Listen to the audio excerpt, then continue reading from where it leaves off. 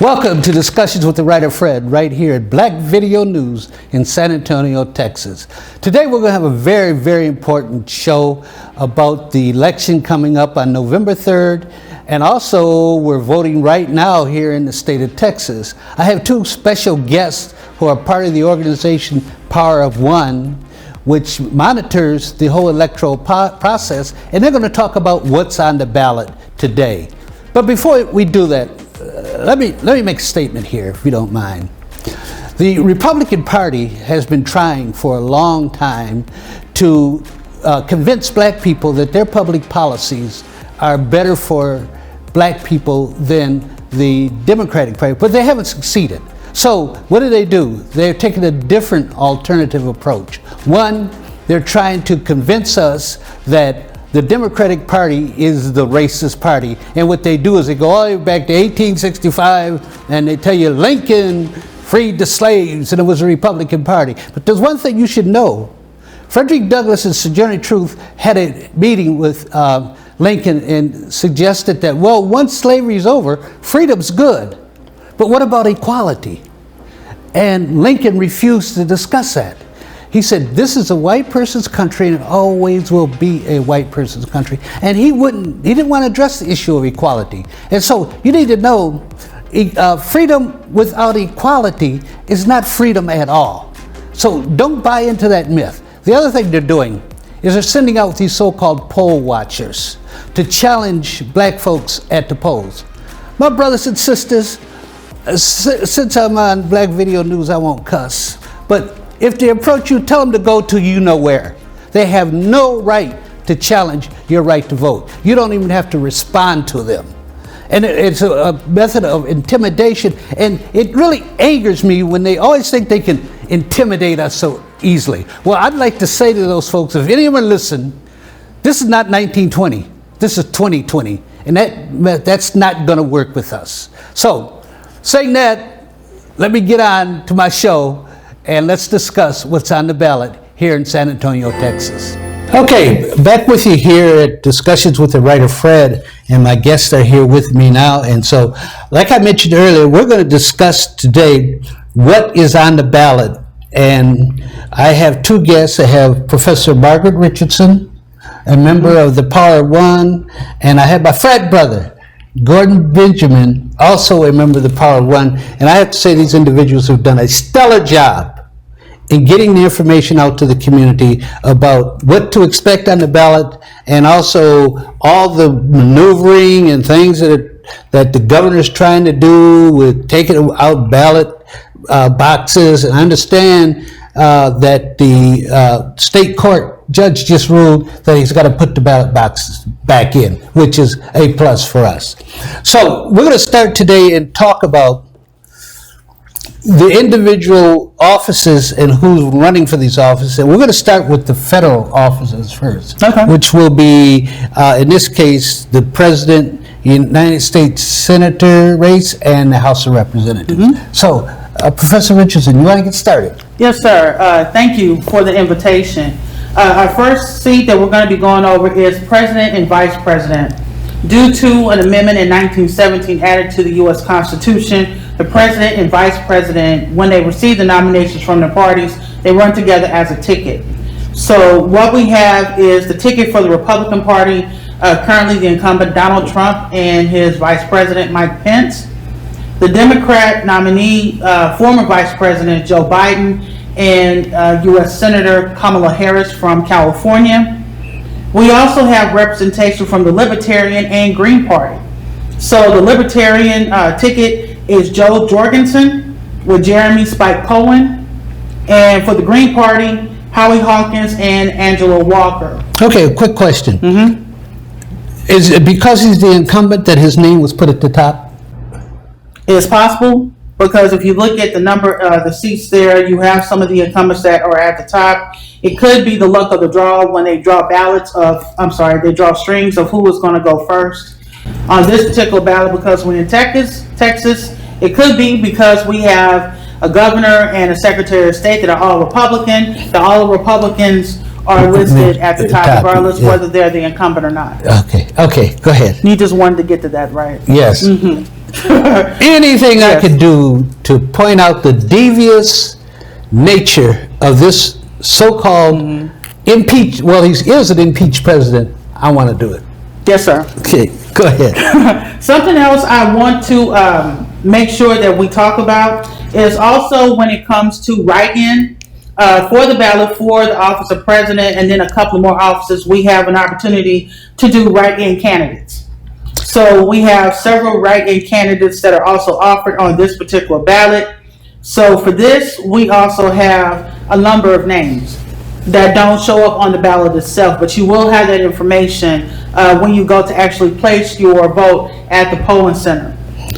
Those write-in names also include R. Body and Eric C. Stoneham, Brian Carroll and Amir Patel, Todd Sella and Tim Sella, Jesse Cuellar and Jimmy Monreal, Tom Hilling and Andy Pryor, Gloria LaRiva and Leonard Peltier. That's the only name I actually am familiar with.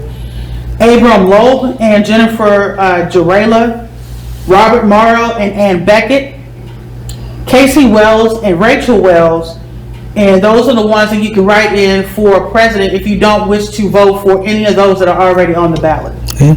So all that information should show up for you when you go to place your votes. Okay. Okay, so moving on to the next seat will be for United States Senator. Every senator has two senators that are that will represent their district, that will represent their state. Yeah. They're each in election in staggered terms. So this term we have John Cornyn, who is a senior senator from the state of Texas, who is running for election on this ballot. Running against him is Democrat Mary M.J. Hagar, who is a former member of the Air Force. She was hurt and injured in a helicopter crash, and she is running as a Democrat nominee. Also, Kerry Douglas McKinnon running as a Libertarian, and then the Green Party is represented by David B. Collins. Okay. We also have a write-in candidate for the office of U.S. Senator as well. Okay. Yeah. Okay. Now we go into the U.S. House of Representatives. Unlike your senators who serve 6-year terms for the U.S. Senate, your entire body of the United States House of Representatives is up for automatic re-election every 2 years. So each of our local representatives representing Bexar County that will work in U.S. House of Representatives are up for re-election. In U.S. Senate District 20, that is currently held by Joaquin Castro, which has most of, I believe, the center of Bexar County, which includes a portion of the east side. He is up for re-election as a Democrat. His Republican challenger is Mauro Garza, and Libertarian challenger Jeffrey Blunt. Okay. Okay. For U.S. Representative District 21, that district used to be held by Republican Lamar Smith, who retired. The person that replaced him is Republican Chip Roy, who used to work, I believe, as Chief of Staff for U.S. Senator Ted Cruz, back when Ted Cruz was Solicitor General of Texas. Chip Roy is running against Wendy Davis, who is representing the Democrat Party. She used to serve as a state senator representing the Fort Worth area of the Texas Senate. Then we have Arthur DiBianca representing the Libertarian Party, and then Tommy Wakely, who is representing the Green Party. Now, if anyone remembers the Wakely name, they'll remember that he ran as a Democrat for governor in 2016. Oh, okay. So, Okay. or was it 2015? But he's been on this ballot before for a different seat. It had been 2014. 2014. Yeah. Okay. Then we have U.S. Representative District 23. This is currently being held by Republican Will Hurd, who had decided to retire at the end of this term, so he is not running for the seat again. But this is a highly contested seat among very many highly contested seats. But this particular district has gone back and forth between Democrat and Republican going back some 20 years, when Ciro Rodriguez used to fight over the seat with Keiko Canseco and Henry Bonilla. Mm-hmm. But currently running as a Republican, we have Tony Gonzalez. We have Democrat Gina Ortiz Jones, who very nearly beat Will Hurd in the last election. I think Will Hurd beat her by, 1,000 votes after they had the recount. And then Bello Villela for the Libertarian Party. So these seats are probably going to really come down to Democrat and Republican. We have additional seats. U.S. Representative District 28. This is also partially representative in Bexar County. It is currently held by Democrat Henry Cuellar. This district stretches from, I believe, a small portion of Bexar County, which is like around the downtown area, and it stretches all the way to Laredo. He is running against Republican Sandra Whitten and Libertarian Becca Congdon. And then we have U.S. Representative District 35. This has been represented by Democrat Lloyd Doggett. This district stretches from a part of the east side. You have all the way out to San Antonio College downtown, and then it stretches to parts of Austin. Yeah. So this is also a contested district. Republicans tried to redraw this district in an effort to get rid of Lloyd Doggett. So that ought to show you how potent he is when it comes to being a member of the U.S. House of Representatives. He is running against Republican Jenny Garcia Sharon, Libertarian Mike Lowe, and Independent Jason Mata Sr. You notice something, and I think it answers our question.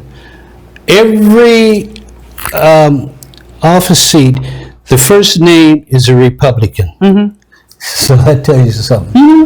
And it could be just the way it was constructed because we have a Republican Secretary of State here that was appointed by a Republican governor, that this is just the way they chose to do the ballots. Have all the Republicans up at the top. It was deliberate to put the Republicans at the top of the ballot, I'm sure. Especially when there's no type of designation of who the actual incumbent is. Okay. So it is designed perhaps to confuse people. Okay, before we go on, let's take a break and we'll come back and continue. Okay. Before we celebrate the freedom most Americans have, we must fight for the freedom all Americans deserve. Because all lives can't matter until Black lives matter.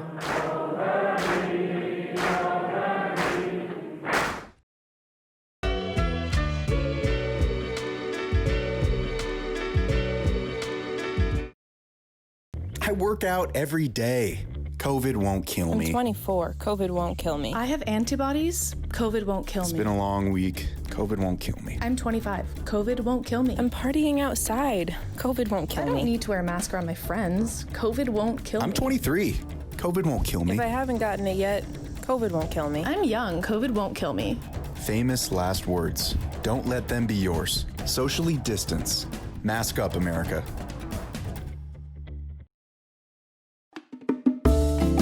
One, 6, or a dozen trees. No job is too big or too small. Booker's Tree Services is a certified arborist and state licensed company.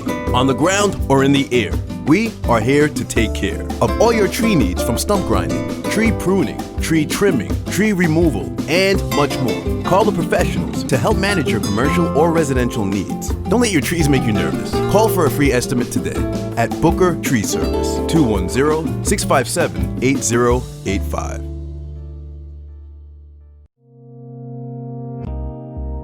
Does your life matter?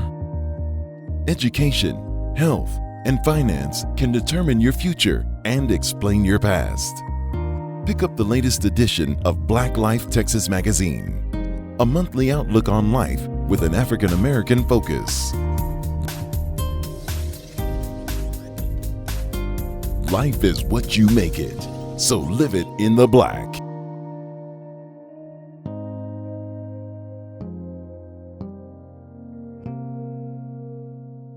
We're back with you and returning to the ballot right away. Professor, could we now continue to look at the key offices? Okay. That'll work.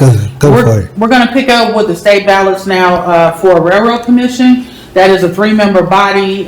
Each one of those members serve in staggered terms. So the member that's up for election this time actually lost in the primary. The person that beat him is James Wright as a Republican, Cristia Castaneda as a Democrat, Matt Stewart as Libertarian, and then Katia Green as a member of the Green Party.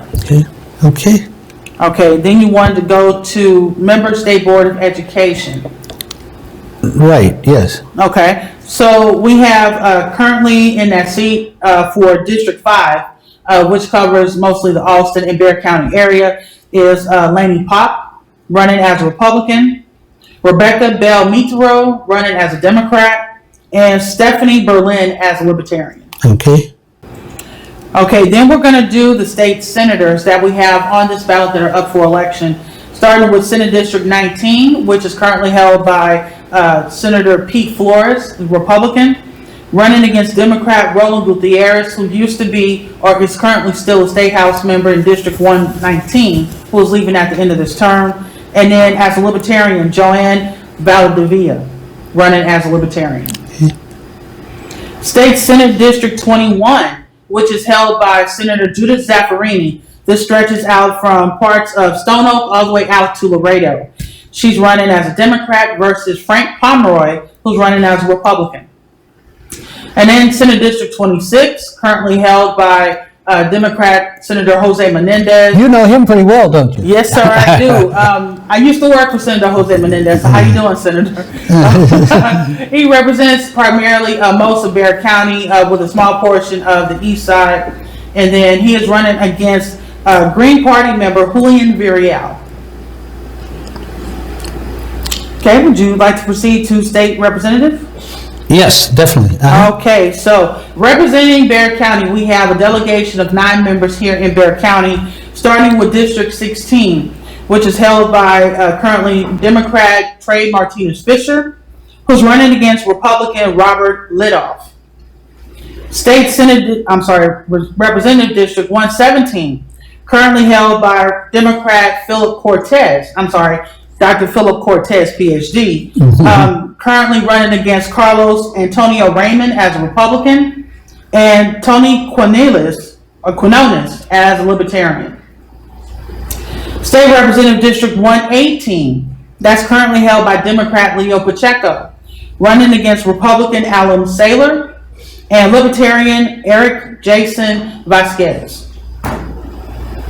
State Representative District 119, which is currently held by Roland Gutierrez, but because he's leaving to run for Senate District 19, that seat will be open.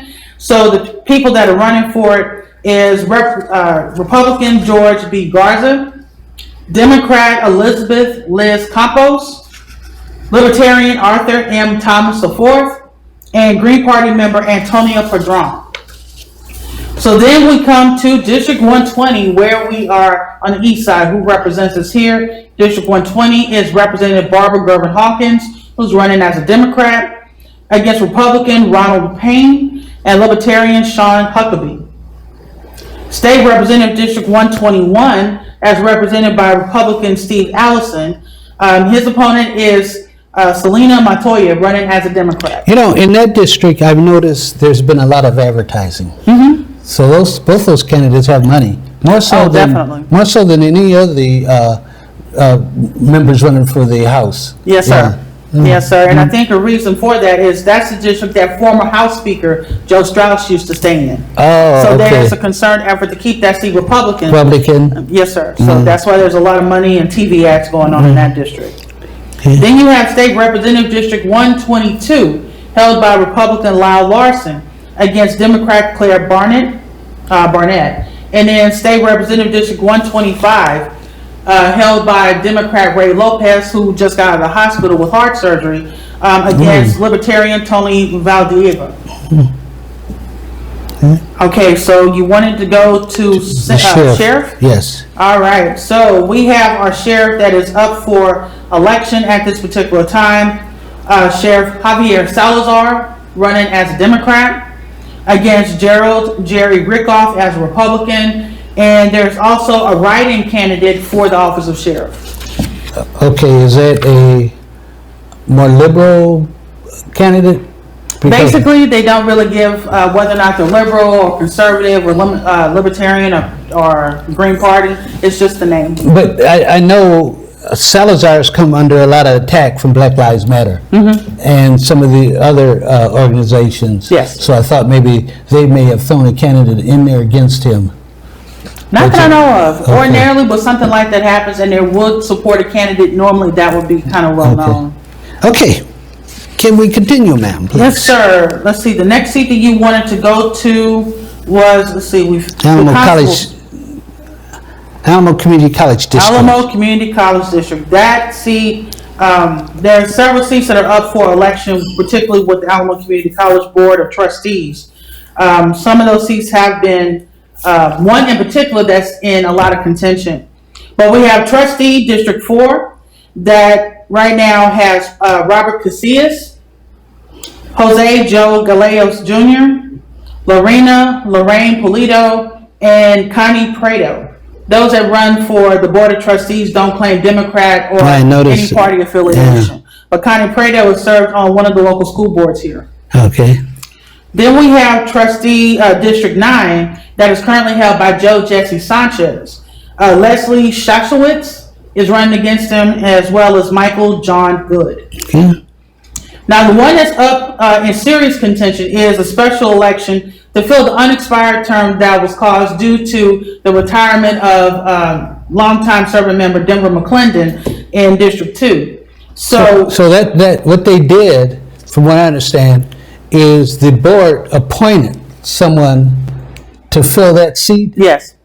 And the election was supposed to have been back in May, but because of the virus, it was pushed back to the national election. Mm-hmm. Okay, all right. Yes, sir. The person, thank you. For the person that was appointed in that seat is Jose A. Macias Jr., who also used to work with the Judson Independent School Board, the school board. And then Gloria Ray, who also has worked in the past with the Alamo community colleges on different special committees. Why do you think, we have a couple minutes here, why do you think they would not keep a black on that board? Do you have any idea? That is a good question. That's something that I've wondered about myself. I believe that there was a little bit of a hassle in trying to get Macias there. If I'm not mistaken, McClendon said that he wanted someone black, particularly Gloria Ray, yes, he did, to fill that seat. And it's not like she didn't have any experience. She's already worked with the board in a variety of different ways. So it does. It makes you wonder, because they already had 4 Hispanics on the board. Mm-hmm. I think it was 4 Hispanics and 3 whites, and then they put another Hispanic on there, and that leaves a void for black people to be represented on the community college district level, which is a very, very important position because it has a lot to do with public policy for tenure and who's going to be the chancellor. And I know you know that because you teach at Alamo Community College. Okay, thank you, Margaret. We have 1 minute, so why don't you take that time to wrap it up? What do you want to say to our viewers as we get ready for the election? Thank you, Professor Williams. If anything that I would really like to say is really just to get out and go vote. Vote like your life depends on it, because that's not a lie. Your life does depend on it. Currently, we have Supreme Court nomination process undergoing right now for a possible confirmation with Amy Coney Barrett. Basically, not very fit for being placed onto the Supreme Court, but the Republicans and this president is ramming that nomination through with less than 30 days left to election day, because they can. Even though when President Barack Obama was trying to get his nominee, Merrick Garland, in the last 6 to 8 months left prior to that election, the Republican Senate at that time stonewalled them and said that they could not do it because there was an election upcoming. So this president doesn't care anything about what people think. Even though he is currently working with Ice Cube on a black agenda, there should always be a black agenda, not just at the time of election. And anytime someone comes up and tells you don't vote, but then the next time you see them, they're saying, oh, well, I just happen to be working with these people, but don't anybody say anything about it until right before it's time, something's up. Make sure you vote. And just as a little clarification, Ice Cube presented the same black agenda to Biden. So, okay, Professor Richardson, thank you for your participation in telling our viewers who's on the ballot. Thank you. And we're going to take a little break, and then my frat brother, Gordon Benjamin's going to come up here, and we're going to talk about the proposals. We'll be right back with you here on Discussions with the Writer Fred. 1 in 3 adults has prediabetes. Take the risk test at doihaveprediabetes.org. Nothing to do this week? Don't miss another event. Go to blacksinsanantonio.com for our event calendar. The home of the largest business directory in San Antonio with an African American focus. Sign up today for our weekly e-blast and text message alerts. Help us make this a better community. Connect, empower, grow. This score. So I'm pre-approved. You were like, yes! Sorry. Color coding listings, ticking boxes, and flushing every toilet in a 20-mile radius. Home sweet home. You aced house hunting. Now get the tips you need to get on track at aceyourretirement.org. 1, 6, or a dozen trees. No job is too big or too small. Booker's Tree Services is a certified arborist and state licensed company. On the ground or in the air, we are here to take care of all your tree needs, from stump grinding, tree pruning, tree trimming, tree removal, and much more. Call the professionals to help manage your commercial or residential needs. Don't let your trees make you nervous. Call for a free estimate today at Booker Tree Service, 210-657-8085.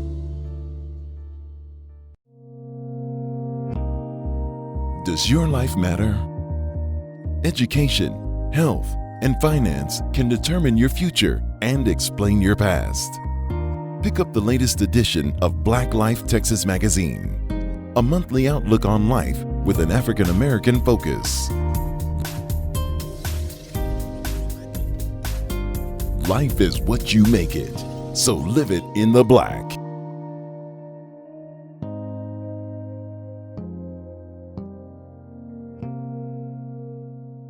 Welcome back to Discussions with the Writer Fred, right here at Black Video News in San Antonio, Texas.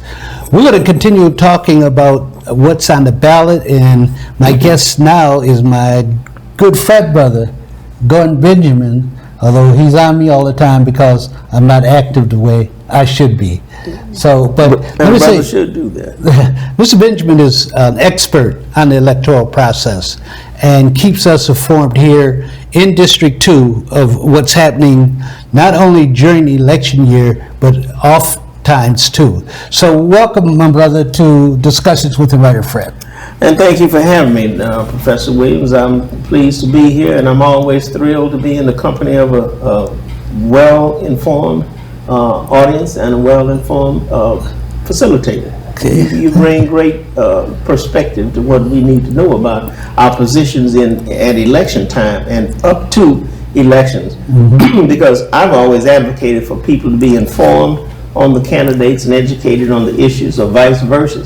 Educated on the candidates and informed on the issues. And this is why those of us that got together and formed the Power of One, we were deciding on emancipating communities, one community at a time, by providing accurate information about what's on the ballot, because propositions can be confusing.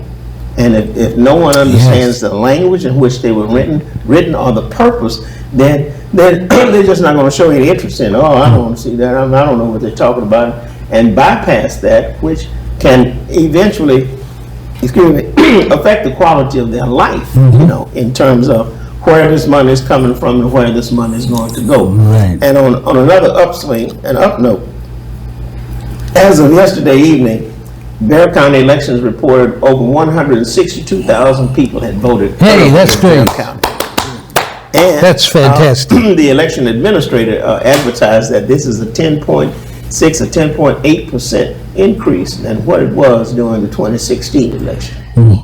Oh, the only group that she's worried about is 18 to 24, because there are more of them registering, but they're only turning out at the 3.8%.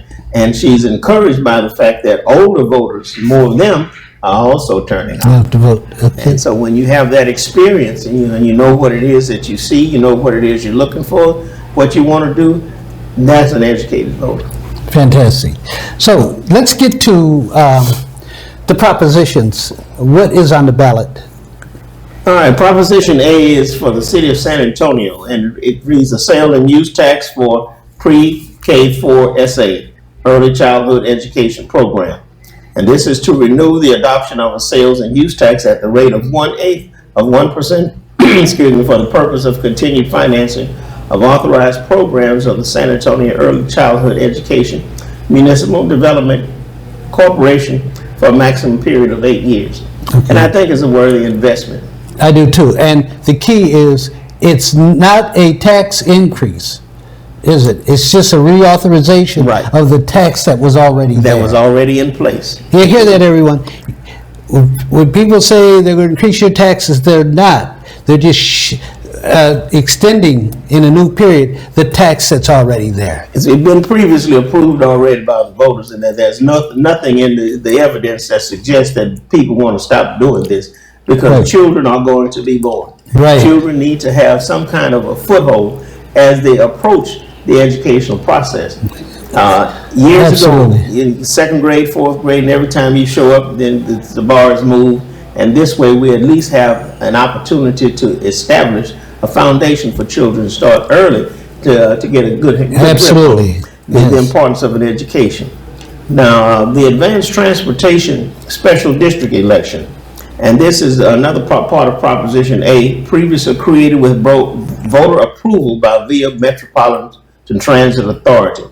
And I was witness to a presentation by VIA, and they're going to be doing some novel things. I questioned the representatives from VIA about the number of miles per rider. How do you increase ridership? How do you expand routes to times when people are getting off work at 11 o'clock and the buses may stop running at 12:30? Right. Yeah. So you have a difficult problem with it. And what this intends to do is to provide enhanced public transportation mobility options. The Advanced Transportation District will utilize 1/8 of 1% sales and use tax. This tax, the proceeds shall be used for advanced public transportation services, operations, passenger amenities, equipment, and other innovative advanced public transportation purposes or public transportation mobility enhancement purposes. So you have neighborhoods that don't have direct service, and there are lines that go around certain pockets, such as East Lawn, Harvard Place, or they may not go as far as they should go anywhere along W.W. White, north, south, east, or west of that particular main artery. And what the representative said in the presentation that I witnessed is that they are going to be building hubs in these areas so that you don't have dry pockets without public transportation. And in those areas where manufacturing jobs or whatever kind of jobs are coming about, they are seeking to expand ridership in those areas so that people who don't have an automobile in these days and times can catch the bus, sometimes up to 3 o'clock in the morning. Because I know in certain major metropolitan cities, you can catch a bus 24/7. That's right, yeah. You know, whether you're going to church early Sunday morning or whether you're getting off late Friday night from work, you can get a bus. You know, not just a train, and that's another issue further down the road. Well, you know, as someone once said, why do they have bus stops up in wealthy areas? And the answer was because a lot of the maids have to take the bus to get up there. So they make sure they have the stops up there. They make sure they have the service that they need in order to get where they where they're looked for and depended upon. Right. You know. Did I skip a proposition over here? Proposition B? No. Proposition B, you didn't check that one. We didn't. Let's do that one. Okay. This is the Ready to Work San Antonio Workforce Program for Job Training and Scholarships. Right. A reallocation of an existing sales and use tax resulting in no net tax increase. And this is where the confusion comes in, because when people say tax, they automatically think it's something withdrawn, something taken away from you as the taxpayer in order to be spent on something frivolous. But here we have, this is for the purpose of instituting additional job training with some of the money that's already been established and allocated. It's kind of like the reauthorization process, and it's going to be, quote, financing authorized programs related to job training and the awarding of scholarships of the San Antonio Early Childhood Education Municipal Development Corporation. And this is an extension, again, of an already existing tax. It's just repurposing some of it so that it goes to the education and job training. And in the day of the COVID-19, there are a lot of people who lost jobs, and those jobs may not be coming back because the businesses are not going to remain open or reopen. So how does one go from previously working in the service industry without any skills, and now there's no job in that same former employment. So you're going to need some type of retraining. Very important. Very important. So this needs to have, the citizens' approval, so that some of those people who were negatively affected by business closures can be, can be helped and be rewarded for seeking to increase their skill levels. When you increase your skill set, there's more chance of, of you being able to recognize opportunities and take advantage of them. And this will provide more opportunities. And it's not a tax increase, is it? Not a tax increase at all. Okay, let's continue. All right. Now, the San Antonio Independent School District, Proposition A, School Buildings Proposition, and it describes the issuance of an amount not to exceed $1,210,000. Is that it, or 1,210,000,000? No, 1 billion. 1,210,000,000. School building bonds for the construction, renovation, acquisition, and equipment of school buildings in the district, and the purchase of the necessary sites for school buildings, and the levying and imposition of taxes sufficient to pay the principal of and interest on the bonds. This is a property tax increase. Now, property tax increases are based upon what the school districts need to operate.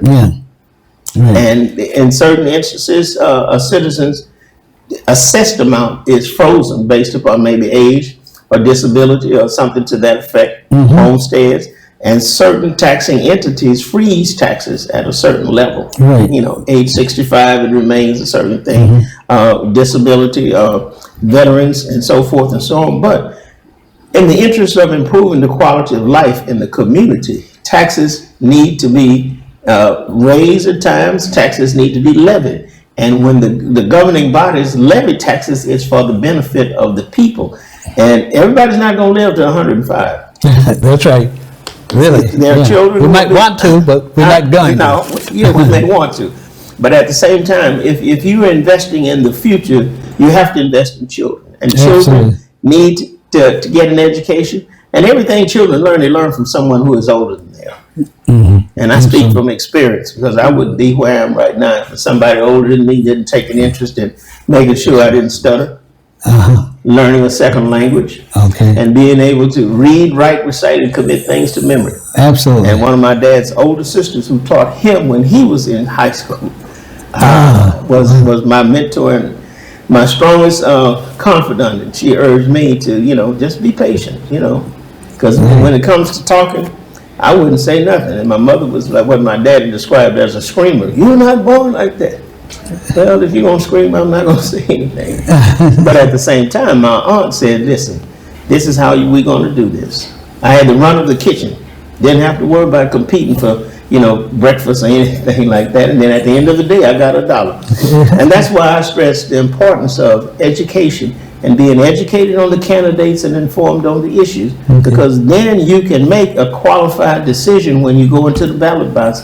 You know what these things are all about. And thanks to the power of one, we started with the propositions back in November of 2019 to make sure that people understood what they were all about. And as our audience increases, the more chances we have to provide this information to the public, such as in this format, I think we'll make a dent in this lack of, this apathy and, nonchalance, my vote doesn't count, and all these other different hurdles, the invisible hurdles. And to this day, brother, I don't know why and how apathy and procrastination has set in our communities. For what? It doesn't benefit us. I'll do it tomorrow. I'll do it some other. Oh, it don't matter to me. It don't bother me. Well, if it doesn't bother you, it's going to happen. Then it'll bother you, and then you'd be the first one to complain. Let me take this opportunity before you go to the next one to thank Carl Booker for allowing us to have this discussion, because we reach a whole lot more people. Yes. And this communication is the key. It is. And this is a medium. And what we try to do from the Power of One's perspective, we want to use radio. We want to use social media. We want to use video. Every means possible to communicate to a broader audience, whether it's on social media pages, whether it's in the the local newspaper, the San Antonio Observer, whether it's on KCHL radio and on Black Video News, wherever we can get some time to explain these things to the general public. We want them to be more informed as to how things are going, and maybe the turnout, once it turns out, we're going to turn it up. Okay. We'll be in a new phase. Speaking of which, Kyle Booker's looking over at me saying, time. So let's continue on the proposition. We're looking at the next proposition. We look at the City of Selma Proposition A. It's a reauthorization of the local sales and use tax in the City of Selma at the rate of 1/4 of 1%. And from the writing of the proposition, it looks like it's a reauthorization of something that's already been in place. So no tax. No tax, no increase. The City of Universal City has a special election selling approximately 32 acres of parkland near the intersection of Kitty Hawk and Universal City Boulevard, with the proceeds from the sale used to be purchased or improved parkland elsewhere in the city. So they're raising money to increase park space. Yeah, they're selling one land to get another set of parcel of land for the increase. I think that's the only propositions we had time to do. Yeah. So, Ms. Benjamin, why don't you take this last minute to talk to our audience about what's important? I'm going to be redundant.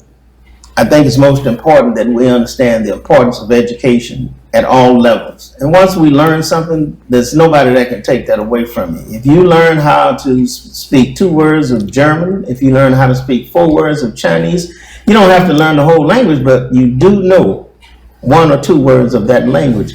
And then in the language of understanding the importance of education, become educated on the candidates and informed on the issues. And when you go to the ballot box, you make your decision based upon what you have learned, not upon some, raw commercial or some uninformed aspect of the media that's always out there. Thank you. And you are having another session, I understand, tomorrow? Tomorrow. And how do the folks, if they want to tune in? The Power of One social media page. Okay, how do they get there? Just go to the page. Okay. And there's a link. Okay. All right.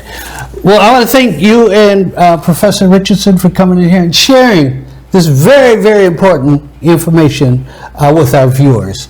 Because as we know, knowledge is power. Yes, it is. And you have to know what you're doing, because if you don't, they'll continue to get over on us. Yes. And that's not what we're going to have. No, we're not having, and I appreciate the opportunity to come in and share as much information as I could in this brief moment in time. Thank you. Thank you, sir. This is Discussion with the Writer Fred, signing off, telling our story our way.